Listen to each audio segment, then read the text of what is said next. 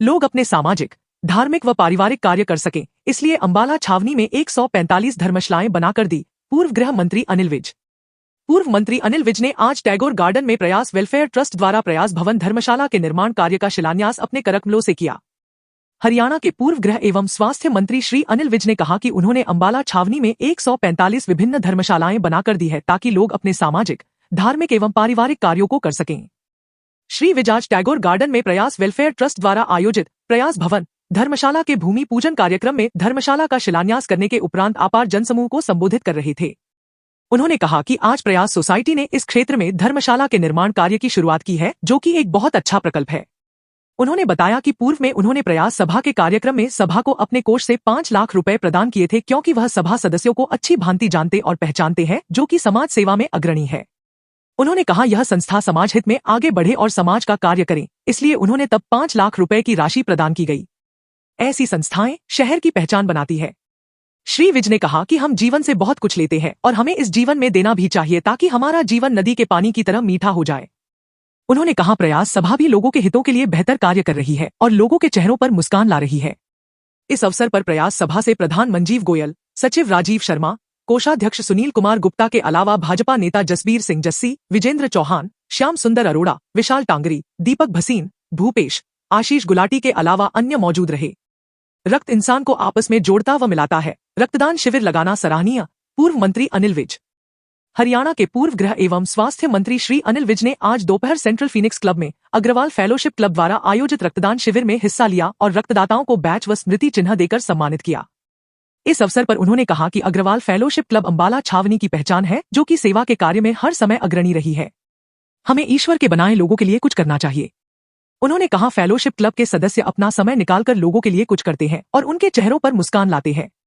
विभिन्न सामाजिक कार्य क्लब द्वारा किए जा रहे हैं, जो कि सराहनीय है। उन्होंने कहा समाज दुखद तकलीफ में है तो उसका असर सभी पर पड़ता है, इसलिए लोगों के चेहरों पर मुस्कान लाना भी जरूरी है और क्लब के प्रयास हमेशा समाज हित में रहे हैं। उन्होंने कहा क्लब द्वारा लगातार रक्तदान शिविर लगाए जा रहे हैं और क्लब पर परमात्मा की विशेष कृपा है। उन्होंने कहा आज रक्तदान महादान है। रक्तदान शिविर आयोजित कर लोगों को रक्त उपलब्ध कराना यह एक बहुत बड़ा कार्य है। रक्त का रंग अमीर गरीब में एक है और यह रक्त इंसान को आपस में जोड़ता व मिलाता है। क्लब रक्तदान शिविर आयोजित कर हजारों लोगों के जीवन को सार्थक कर रहा है। इस अवसर पर क्लब से ऋषि गुप्ता, राजेश गुप्ता, अमन अग्रवाल, अमित अग्रवाल सहित भाजपा नेता संजीव सोनी, बीएस बिंद्रा, सुरेंद्र तिवारी, आशीष अग्रवाल, प्रवेश शर्मा, सुभाष शर्मा सहित अन्य मौजूद रहे। के अध्यक्ष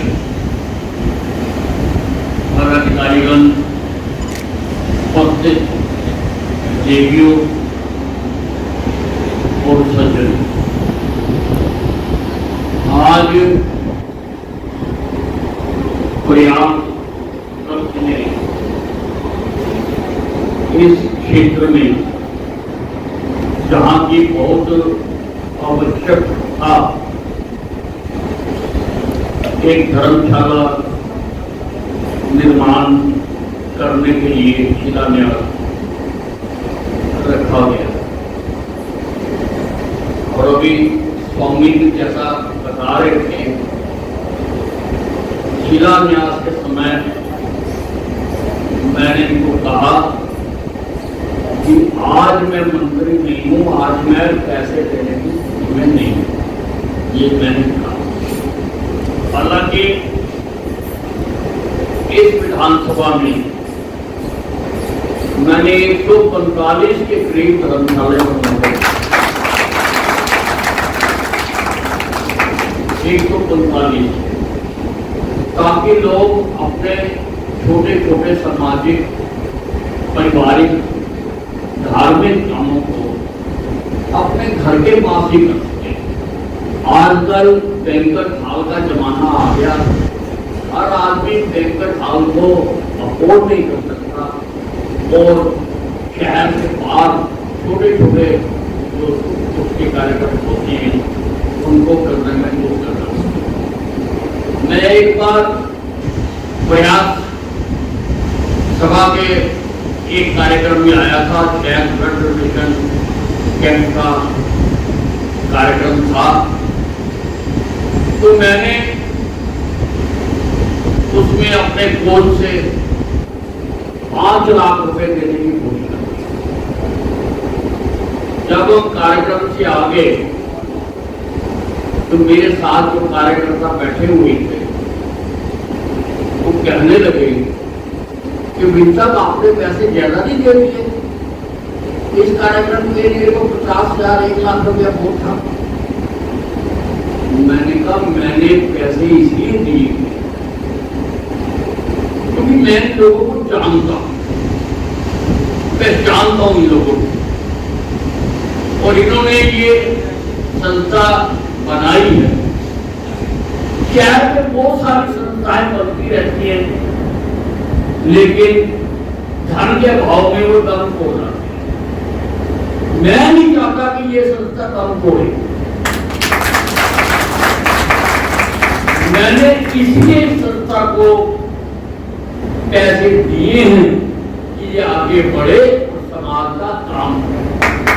और आज मुझे बहुत खुशी हो गई कि जब इस संस्था का विस्तार, इसके कामों के बारे में यहां बताया गया, मुझे बहुत खुशी हो रही है कि मेरी सोच कामयाब हुई। ये संस्थाएं शहर की पहचान बनाती है, और इन संस्थाओं का होना भी बहुत आवश्यक है कि ऐसी संस्थाएं हों जो समाज सेवा करती हैं, क्योंकि मनुष्य अधिक से अधिक मेरा परिवार, मेरी दुकान, मेरा मकान, मेरा खेत, इससे बाहर सोच ही नहीं पा रहा।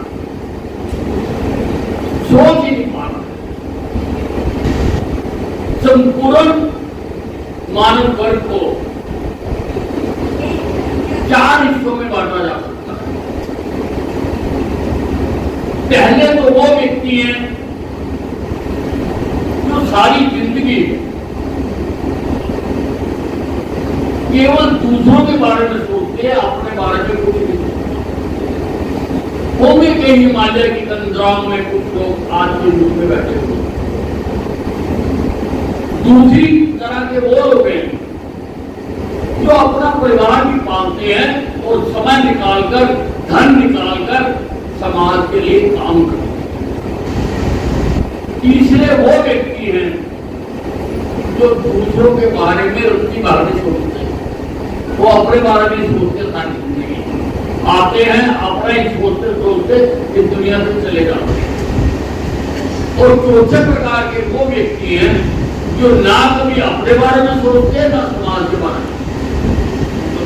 ये चौथे किस्म के व्यक्ति होते हैं।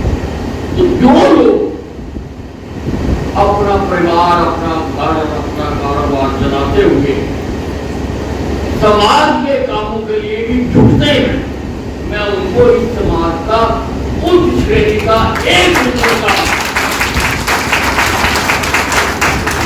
नागरिक मानता हूं। अभी नहर के पानी की बात हो रही, एक व्यक्ति नहर के पास गया, मैं उस वाक्य को पूरा, उसने उसका पानी पिया, उसने कहा हे नदी, तेरा पानी मीठा और सागर का खारा क्यों है? उसने कहा मेरे पास समय नहीं है, मैंने बहुत दूर जाना है, तू जाके सागर से। वो राही सागर के पास गया, उसने जल पिया, पानी खारा।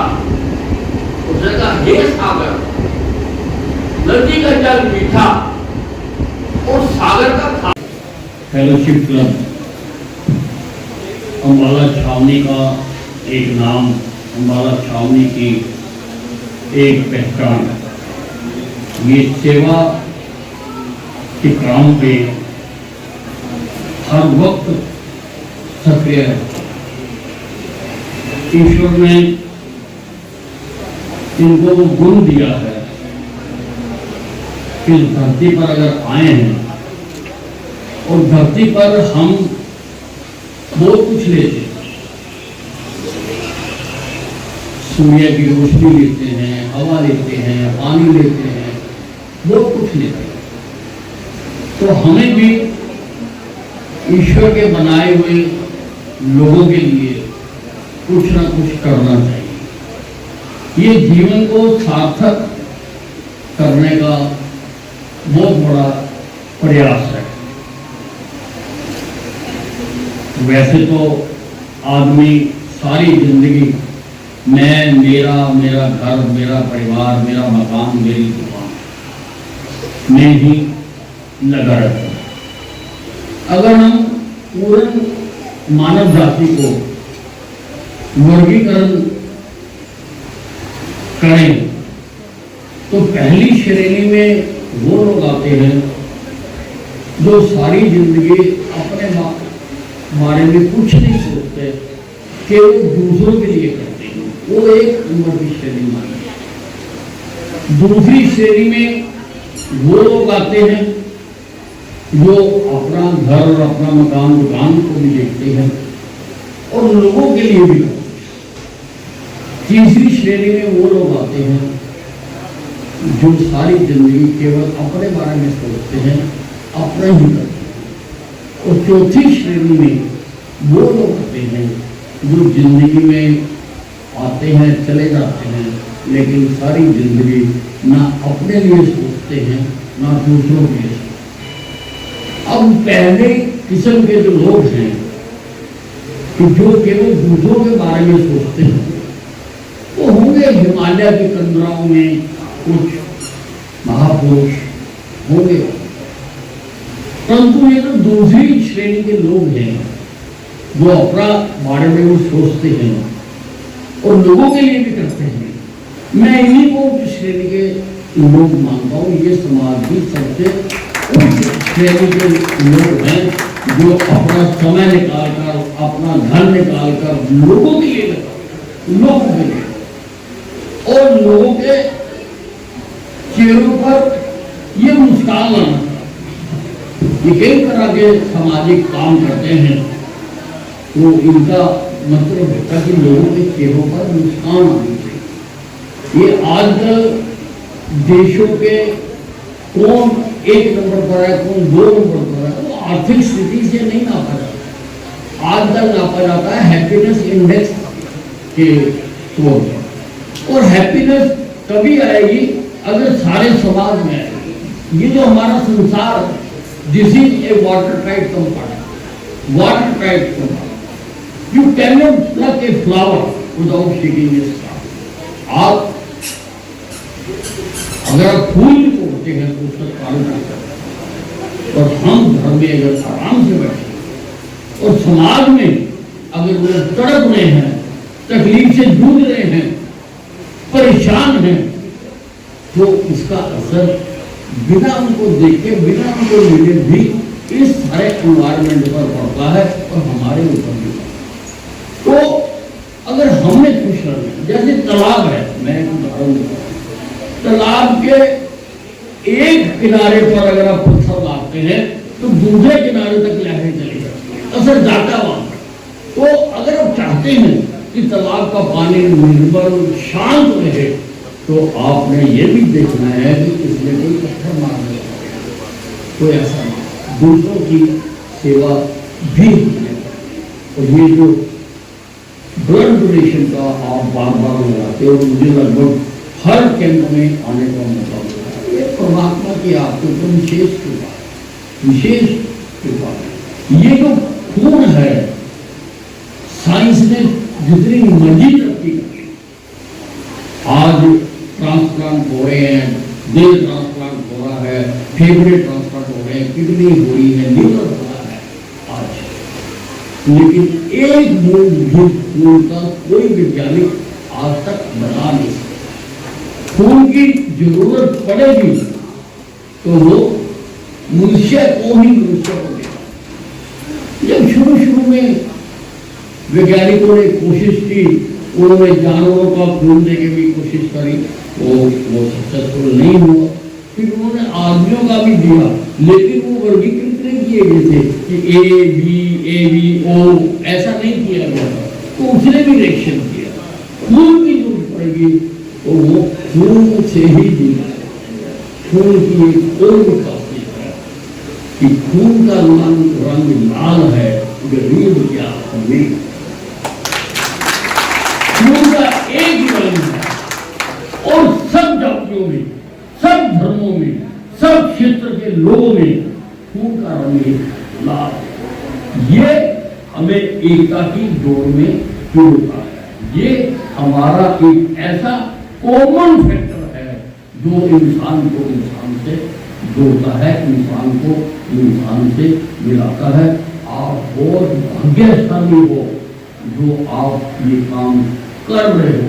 आप ना केवल अपना ये जीवन, आप कई जीवन को, आने वालों को भी सार्थक कर रहे हो।